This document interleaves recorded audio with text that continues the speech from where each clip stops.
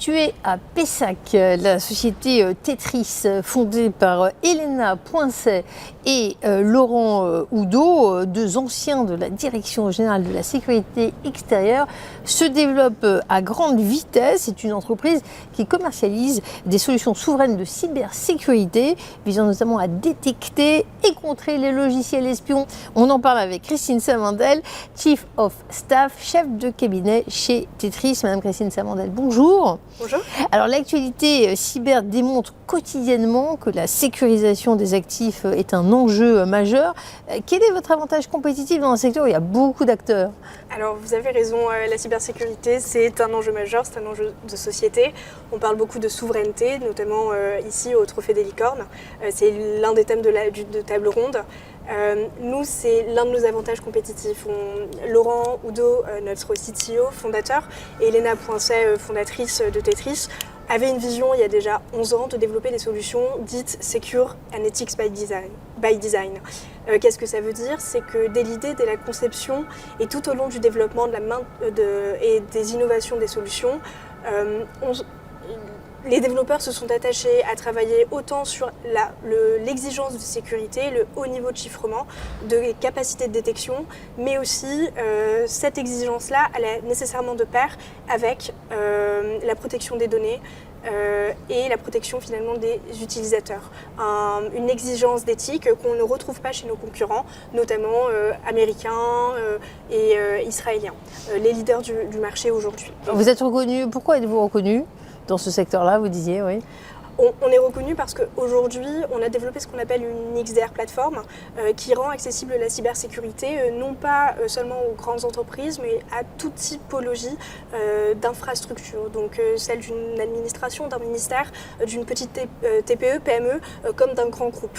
Et cela, on assure la sécurité, mais aussi la transparence de la sécurité. On permet de comprendre, grâce à notre plateforme XDR, on offre une vue holistique de l'état de la cybersécurité d'un parc informatique.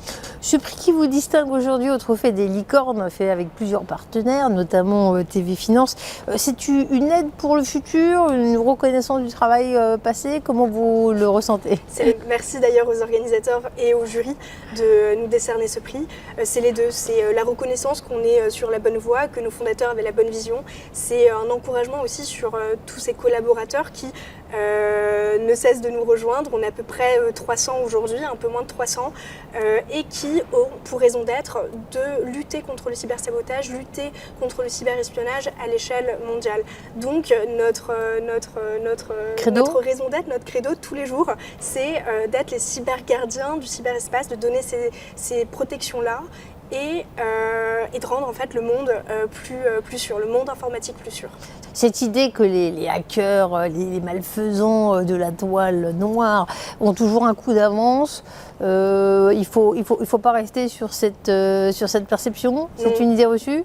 Et d'ailleurs, c'est ce que Elena Poincet et Laurent Oudot ont donné comme slogan à l'entreprise, c'est Face the Unpredictable, faites face à l'imprévisible, et c'est ce qu'on a développé dans nos solutions. On lutte contre et on neutralise, on détecte, neutralise les menaces connues et inconnues. Et on arrive justement à détecter cet imprédictible grâce à nos modules d'intelligence artificielle. C'est ça la deep tech, combinée du machine learning, du deep learning, de l'analyse comportementale au service de la sécurité et de l'augmentation de ce niveau-là de sécurité. Quelles sont les priorités pour Tetris ? Il y a déjà beaucoup de choses de faites. Mais... L'année dernière, on a ouvert 5 filiales à l'étranger, en Europe, en Allemagne, dans les pays nordiques, en Espagne aussi. Au Japon et au Canada, des équipes plus techniques pour assurer la continuité justement de la sécurité et du niveau de service qu'on apporte à nos clients et à nos partenaires.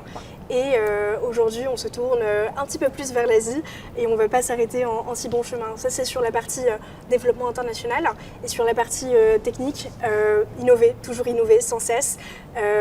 travailler sur l'intelligence artificielle qui permet d'améliorer l'usage des solutions d'une plateforme, ce qui est primordial parce qu'on peut avoir la meilleure technologie du monde, mais si un utilisateur ne la comprend pas, il ne l'utilisera pas ou il n'en tirera pas le meilleur profit, mais aussi améliorer justement ses capacités de détection, les accroître notamment face aux attaques par IA, aux attaques qui deviennent presque indétectables par un humain. En 2020, nous avons eu notre première levée de fonds. C'était la première d'ailleurs série A à atteindre un aussi haut niveau dans le domaine de la cybersécurité, 20 millions. 2 ans après, nous avons eu une autre levée de fonds, une série B, avec des fonds d'investissement français et européens uniquement. C'est un point aussi, quand on parle de souveraineté, à souligner. Et ça fait qu'aujourd'hui, on a un total de 64 millions. L'année dernière, on a ouvert 5 filiales à l'étranger, en Europe, en Allemagne, dans les pays nordiques, en Espagne aussi. Au Japon et au Canada, des équipes plus techniques pour assurer la continuité justement de la sécurité et du niveau de service qu'on apporte à nos clients et à nos partenaires. Et aujourd'hui, on se tourne un petit peu plus vers l'Asie et on ne va pas s'arrêter en si bon chemin. Ça, c'est sur la partie développement international et sur la partie technique, toujours innover sans cesse.